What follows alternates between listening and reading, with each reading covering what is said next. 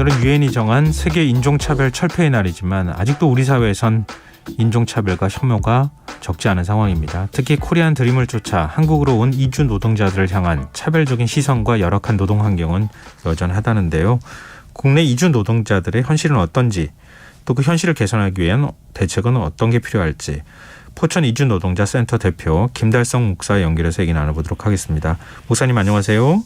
안녕하세요. 예, 지금 이 포천 이주노동자센터를 운영하신 지는 얼마나 되셨습니까? 네, 5년 됐습니다. 아, 5년요. 지금 그동안 만나본 이주노동자 수가 상당히 많겠는데요. 네, 그동안 만나보고 상담한 건수가 한 2,000건 이상 되는 거로 그렇게 집계되고 있습니다. 아, 그러면은 이주 노동자들의 현실이 어떤지 그 누구보다 잘 아실 수 있을 것 같은데요. 네. 얼마 전에 그 포천의 한 돼지 농장에서 태국 네. 출신 미등록 60대 이주 노동자가 돼지우리에서 생활하다 사망한 일이 있었잖아요. 네네. 고용했던 양돈업자는 시신을 인근 야산에 또 유기를 하는 일까지 발생했는데요. 네. 목사님 혹시 그 현장에 가보셨습니까? 네, 가봤습니다. 돼지 1,000마리가 사는 농장이었는데요. 예. 그동안에 그 노동자는 그 농장에서 10년 동안 일했습니다. 네. 사업주가 같이 일했다고 하지만 노동자 한 명이 1,000마리나 되는 돼지를 돌보고 기른다는 거를 보고서 참 살인적인 노동을 그동안에 했겠구나 하는 생각을 했습니다. 그 거주 네. 공간도 보셨어요, 가서? 네, 그날 가서 거주 공간도 봤는데요. 네. 정말 놀라웠습니다. 그 아주 허술한 그 돼지 우리 본사 안에 단칸방이 그가 10년 동안 기거한 숙소였습니다. 네. 저는 그 돈사 안에 있는 방을 보기 위해서 그 돈사에 들어갔을 때 예. 숨을 쉬기가 참 곤란해서 금방 바깥으로 뛰쳐나오고 말았습니다. 그 돼지들의 배설물 때문에 생긴 악취와 유독가스 때문에 숨쉬기가 곤란했고요. 예. 머리가 막 아프고 구토증이 생겼습니다. 참으로 열악하기 그지없었습니다. 그 혹시 고용했던 양돈업자도 만나셨습니까? 네. 뭐라고 하던가요? 거기 양돈 그 관계자요. 예. 네, 그 시신을 6위까지 했기 때문에 그 농장주는 구속이 됐고요. 네네. 네, 그 가족들이 농장에 있었고, 네. 그 관계자들이 있었는데요. 참으로 안타깝게 그지없는 그런 노동 현장이었는데, 예. 아마도 과로사가 아니었나 그런 생각을 추정해봤습니다. 네, 1,000마리의 돼지를 키우는 게 이게 아마 양돈을 해보신 분들 입장에서는 이게 엄청나게 고된 노동이다 이렇게 이해하실 수는 있을 것 같은데요. 그렇습니다. 일반 국민들은 사실 잘 안 와닿기는 할 것 같아요. 근데 그 불법 체류자라는 사실 때문에 그것을 벗어나지 못했던 겁니까? 아마도 그런 측면에서 추정을 해봅니다. 예. 또 불법 치료서 이제 미등록자이기 때문에 단속에 대한 두려움도 있어서 그 경기 북부 그 우에 아주 끄트머리에 있는 외진 곳에 있는 농장에서 고립된 생활을 그동안에 일터도 옮기지 않고 예. 했던 것이 아닌가 그런 생각을 해봅니다. 지금 이런 환경에서 지내는 이주 노동자들이 좀 많습니까? 목사님도 네. 얘기를 많이 듣고 만나십니까? 네, 주거시설에 대한 관심이 저에게 특별히 있어서 네. 그동안에 이주 노동자들의 주거 환경과 주거시설을 많이 돌봐온 사람인데요. 네. 농업 이주 노동자들이 기거하고 있는 그런 그 숙소는 네. 대부분 80% 이상 정도가 불법 시설물입니다. 전국에 네. 여기저기 참 허다하게 많고요. 예. 또 경험적인 얘기지만은 제조업 공장 쪽에 있는 이주 노동자 기숙사도 예. 한 40% 이상이 불법 건축물인 것으로 그렇게 우리 센터는 판단하고 있습니다.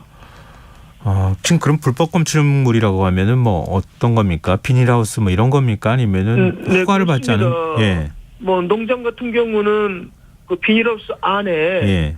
낡은 컨테이너나 샌드위치 패널 가건물이고요. 예. 이 공장 같은 경우는 마당이나 아니면 공장 건물 옥상에 네. 그런 컨테이너나 낡은 샌드위치 패널 가건물들이죠.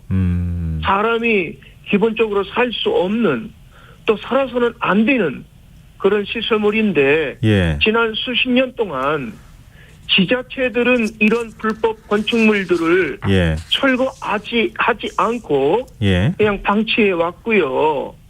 고용노동부는 한수를 더 떠서 이런 불법 건축물을 이주 노동자의 기숙사로 인정하고 네. 외국인 노동자들을 모집해서 마구 고용 알선해 온 것이 현실입니다. 좀 어떻게든 바꿔야 된다라고 하는 목소리가 있었는데 별로 변하지 않은 것 같다 이런 생각을 하게 되는데요. 네. 이주 노동자들이 목사님이 운영하고 있는 센터를 찾아서 뭐 여러 가지 어려움을 좀 토로하지 않겠습니까? 네. 구체적으로 어떤 게 있습니까? 구체적으로는 뭐 욕설 때문에 괴로워하는 노동자들도 많고요. 예. 많은 사업주들이 욕을 채찍 삼아서 예. 이주 노동자들을 부리는 그런 모습들을 적지 않게 봅니다. 그래서 인격적인 모독을 당한 것 때문에 너무 괴로워하는 이주 노동자들이 많지요. 임금을 주고 노동력을 산 게 아니라 예. 돈을 주고 내가 너라는 존재를 샀다고 하는 의식이 적지 않은 사업주들의 마음속에 있는 것 같아서 안타까울 때가 많고요. 예. 물론 제일 많은 것은 체불임금이죠.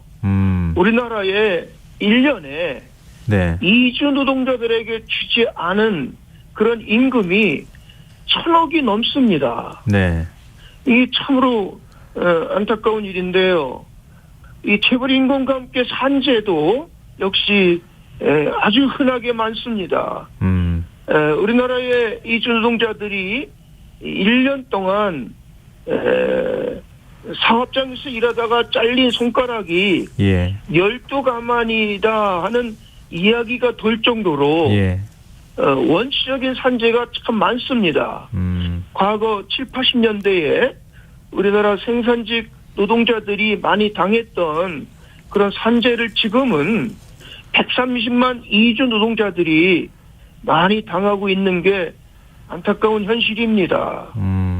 그저 사업주들은 그저 이윤을 극대화하기 위하는 데만 몰두하지 네. 인간의 생명을 이렇게 좀 존중하는 그런 참 의식이 부족하고 그런 법적인 제도적인 장치도 너무 미비한 게 현실입니다. 지금 이런 문제가 계속되는 게 고용허가제 때문이다 이런 지적이 있더라고요. 목사님 의견은 어떠세요? 고용허가제가 참으로 이주 노동자들을 옥죄는 예. 그런 족쇄가 되고 있는데요. 예. 왜냐하면은 고용허가제 내용을 살펴보면은 물론 긍정적인 면도 많이 있습니다만은 독소 조항이 거기에 아주 깊이 박혀 있는데요. 가장 큰 문제로 제가 의식하는 것은 네. 이 고용허가제는 고용주와 이주 노동자 사이를 철저한 주종관계로 만들어요. 그러다 보니까 이 철저한 주종관계가 이주 노동자의 모든 기본권, 인권, 노동권 침해의 근본 원인이 되고 있습니다. 그리고 이 고용허가제는 일터 이동의 자유를 극도로 제한합니다. 네네. 그러다 보니까 산재 다달 공장에서 다른 공장으로 안전한 곳을 찾아가려고 해도 예. 일터 이동을 하려면 고용주의 사인을 받아야 되기 때문에 예. 고통당하는 이주 노동자들이 참 많습니다. 저희 청취자분들 가운데요. 잘해주시는 기업들도 있지 않겠습니까? 이렇게 의견을 주신 분도 있어요. 목사님 찾아와서 도움을 좀 이주 노동자들한테 주고 싶다 이렇게 얘기하는 기업 사업주 고용주는 혹시 없습니까? 그런 고용주는 제가 보지 못했고요. 예. 물론 그 사업주들도 이주 노동자를 대하는 그 태도라든지 그 자세가 또 처우 같은 것이 물론 사업주에 따라서 차이가 있죠. 네네.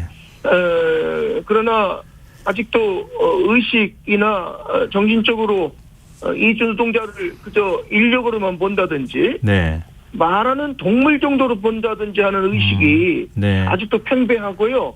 무엇보다 앞에서 말씀드린 그런 고용허가제, 네. 그걸 뒷받침하는 고용허가제법, 예. 이것이 근본적인 족쇄가 되고 있는 것이죠.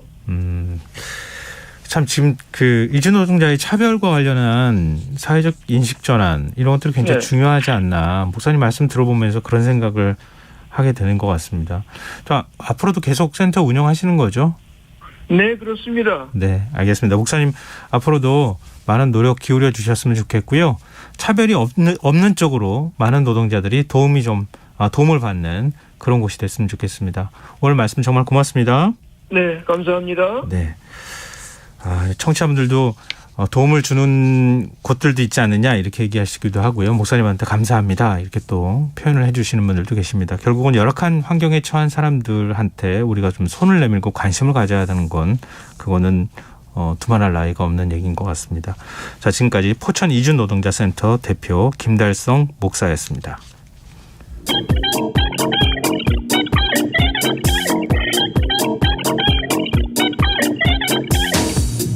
빅데이터로 인터넷에서 화제가 되고 있는 이슈 살펴보는 시간입니다.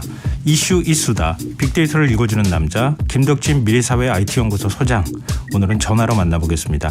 안녕하세요.